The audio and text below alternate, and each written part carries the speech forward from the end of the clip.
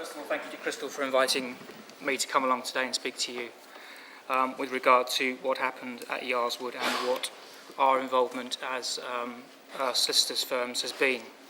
I represent 12 of the women who were detained at Yarswood on the 8th of February. 4 of my clients have now been released. One of them has been granted status in the UK, which again confirms what Frank was saying earlier. This argument that the Home Office put out that women are only detained in detention centres when their cases are concluded and they're going to be removed is not true. And statements to this effect have been made by a number of people in this case, I believe even to Parliament itself by one of the former ministers, which is an absolute disgrace.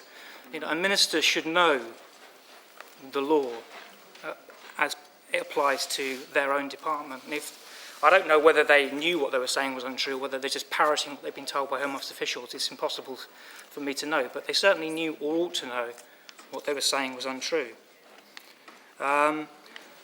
We heard from 2 of the women from Yarswood who gave a very articulate account of what happened, and this is entirely consistent with the accounts I've been given by my other clients, which is not surprising in the case of Shelley Ann because she is one of my clients.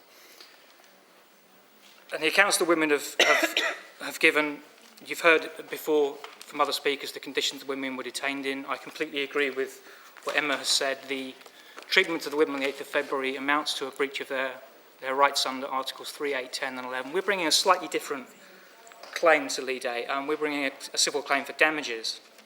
And we have issued letters before action to both the Home Office and to Serco. And as Emma said, Serco have instructed a huge global multinational law firm to defend their claims, which is going to cost them a fortune, which is possibly no bad thing. But yeah, and they think they can bully us into giving up, and they're completely wrong. They may be a huge big firm, we may be smaller firms, we have much better lawyers than they do, in my opinion. Although I would say that, you might say.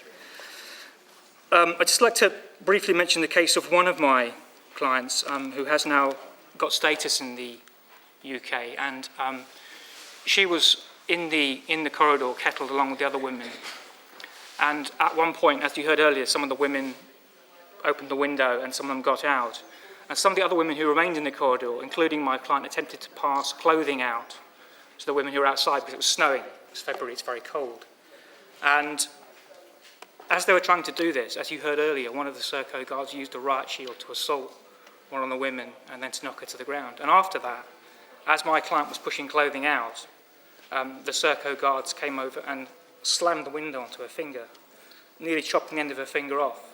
And I saw her shortly afterwards, and the nail was just cut right through. And she showed this to the guards and said, please, please let me out. And they refused. Some of the women called an ambulance, which arrived at Yarswood, and they were refused entry. Now again, one of the things that various ministers have said is that no force was used during this incident. That is not true. And again, either they knew it was not true, or they ought to have known it wasn't true. They should not be making statements like that. Now fortunately, we have in the public domain statements from ministers and people from the Home Office that CCTV footage captured the entire incident. And as part of the legal challenges that we've been bringing, if they wish to deny liability, they will need to disclose the evidence to us. Okay. I'd also like to just briefly mention the women I spoke to consistently spoke about being racially abused by Serco guards. The women who climbed out, some of them were referred to as black monkeys, and some of them as Chinese monkeys. Again, a claim that's been flatly denied by the Home Office. Well, we know they were videoing it, so let the Home Office show us the video, and we'll see. Also, just like to briefly mention the 4 women who were taken to prison as being ringleaders and wrongly identified as having bullied and intimidated other women.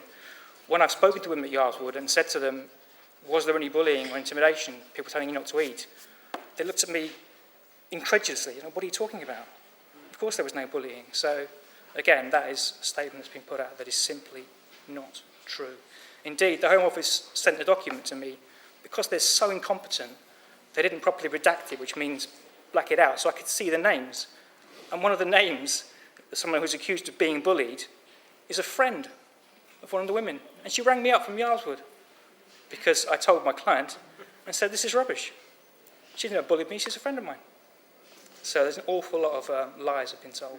So anyway, thank you.